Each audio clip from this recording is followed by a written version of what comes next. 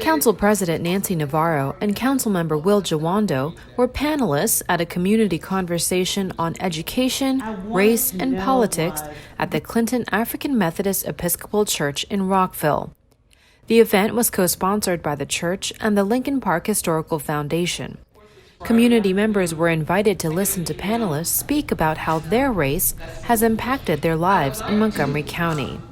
8th grader Timaya Pulliam received a standing ovation from the audience for powerfully telling her story of what it's like to be a young African-American female in this county. From unwanted touching of her hair to a teacher who refused to pronounce her name correctly, Pulliam says she hopes telling her experiences will save future generations from having to deal with similar obstacles.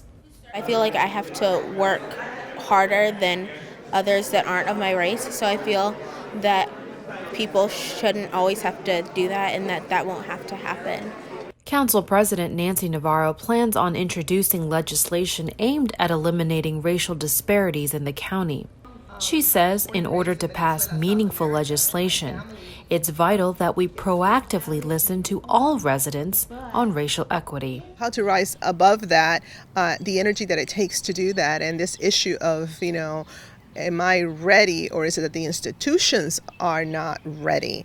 That is the piece that we're going to work on with this racial equity and social justice legislation. Oftentimes, the topic of racial equity seems out of place in as diverse of a place as Montgomery County. But Councilmember Will Jawando says that's a common misconception. I think sometimes people think that you can't both say that we're a great place and some people aren't benefiting from it. And I think that's not true. You can say that, and it actually makes us a great place when you're allowed to honestly say, hey, we are a great place and we want more people to benefit from it, and that's our work and that's our goal. In Rockville, I'm Crystal Park.